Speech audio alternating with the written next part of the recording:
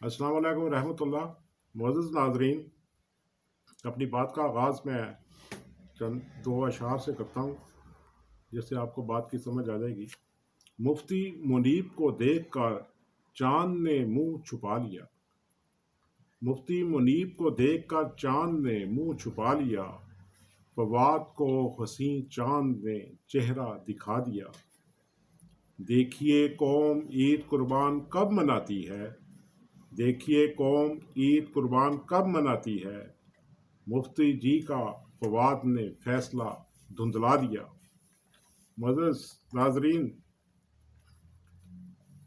فواد چودھری جو کہ science and technology کے وزیر ہیں، انہوں نے کہا ہے کہ مفتی منیب الرحمان کے اس اعلان پر کہ بادلوں کی وجہ سے چاند نظر نہیں آیا، تو وہ کہتے ہیں بادل ہوں گے تو چاند کیسے نظر آئے گا؟ کل جب بادل نہیں ہوں گے تو لوگ دیکھ لیں گے، اور معزز ناظرین لوگوں نے دیکھ لیا، اور بہت بڑی تعداد کا یہ خیال ہے کہ یہ دوسرے دن کا چاند ہے۔ فواد چودھری کہتے ہیں علماء کرام پہلے یہ طے کر لیں کہ ٹیکنالوجی حلال ہے یا حرام۔ اگر گھڑی دیکھ کر نماز پڑھی جا سکتی ہے تو ٹیکنالوجی کی مدد سے چاند کیوں نہیں دیکھا جا سکتا؟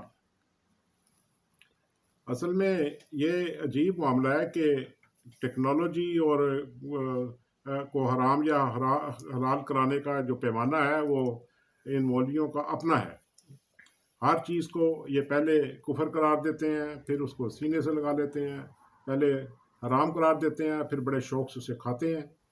لاؤڈ سپیکر کا دیکھ لیں، لاؤڈ سپیکر انہوں نے اس کے اوپر کفر کا فتویٰ لگایا، اس کی آواز کو شیطانی آواز قرار دیا اور حرام قرار دیا اس کا استعمال۔ بعد میں اسی حرام کو ایسا سینے سے لگایا کہ لوگوں کا جینا حرام کر دیا۔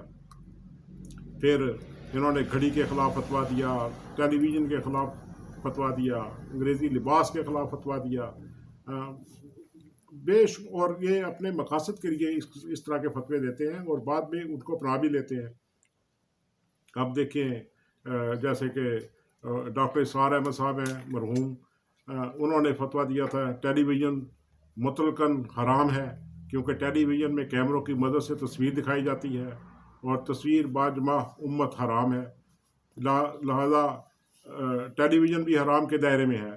اب کوئی ان سے پوچھے، اس وقت بے شمار مولانا حضرات دن رات ٹیلی ویژن پر بیٹھے ہوتے ہیں اور بے پردہ خواتین کے ساتھ بیٹھ کر بڑے شوق کے ساتھ اپنی تصویریں بھی بنواتے ہیں، اپنی آواز بھی ریکارڈ کرواتے ہیں، اور پھر بعد میں مزے سے لوگوں کو بتاتے بھی ہیں کہ میرا پروگرام ہے۔ تو یہ اس طریقے سے چل رہا ہے۔ اب سراج الحق صاحب نے بھی کہہ دیا کہ یہ حرام ہے۔ اسی طریقے سے گھڑی کے خلاف فتویٰ دیتے ہوئے ایک مولانا محمد حسین شیخ پوری نے فتویٰ دیا، بتحقیق کافر ہوئے وہ لوگ جنہوں نے اذانیں دیں اور نمازیں ادا کی باحساب اوقات گھڑیوں مروجہ کے، اور ترک کیا سنت رسول اللہ صلی اللہ علیہ وآلہ وسلم کو، اور نہ ہی حساب رکھا سایہ کا واسطے اذان اور نماز کے روزانہ، اور توڑا تعلق سنت سے براہ راست۔ انہی کا ایک اور فتویٰ بھی ہے، اور وہ لوگ بھی ظالم ہو کر کافر ہوئے جنہوں نے مسجدوں میں گھڑیال لٹکا دی اور پھر مسجدوں پر رات اور دن کے حصہ میں تالے لگا دیے، اور وہ لوگ بھی شیطان کے پیروکار ہو کر کافر ہوئے جنہوں نے داڑھی مونڈی یا منڈوائی اور مطمئن ہوئے۔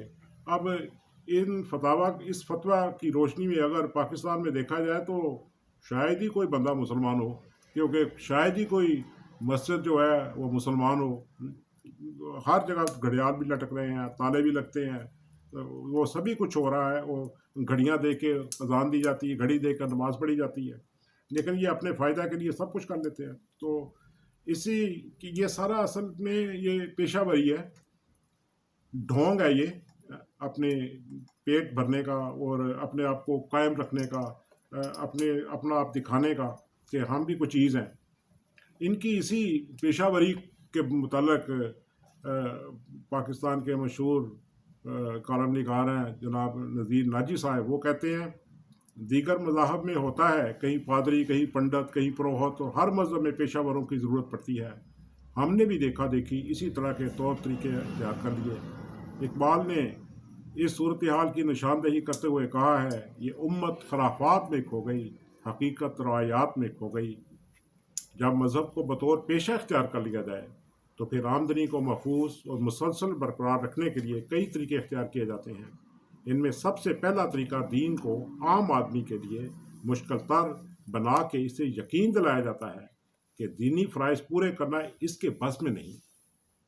اسے بہر تو مولویوں کی خدمات حاصل کرنا ہوگی۔ دین کی تشریح اور تفہیم کے لیے چاروں ائمہ نے جو تشریحات کی، در حقیقت وہ فہم دین کو آسان بنانے کے لیے ہیں۔ کسی بھی عوام نے یہ نیک کام فرقہ بندی یا کفر سازی کے لیے نہیں کیا تھا، لیکن جیسے جیسے مذہب کو پیشہ بنانے کا عمل آگے بڑھا، فقہی تشریحات کو ایک دوسرے کے ضد قرار دینے کا سلسلہ شروع ہو گیا، ایک دوسرے کو کافر کہا جانے لگا۔ ابھی عوام نے ملاؤں کو حکومت بنانے کا موقع نہیں دیا۔ اگر کبھی ایسا ہوا تو آئندہ سب حکومتوں کا بننا اور ٹوٹنا فقہی اختلافات کی وجہ سے ہوا کرے گا، اور جو بھی حکومت پر فائز ہو گیا وہ دوسرے تمام فرقوں کو کافر قرار دے کر سزاؤں کا مستحق ٹھہرائے گا۔ خدا کا شکر ہے کہ ابھی ان لوگوں کی حکومت نہیں آئی۔ ان کا یہ مضمون چھپا تھا جنگ لندن میں 13 جون 2010 کو۔ معزز ناظرین، یہ ساری کاوش چاند کی ہو یا لاؤڈ سپیکر کی ہو یا سائنس ٹیکنالوجی کی ہو، یہ جہاں دل کرتا ہے اس کو اپنا لیتے ہیں، جب ان کا جہاں دل کرتا ہے اس کو دھندے کے طور پر استعمال کرتے ہیں۔ اللہ تعالیٰ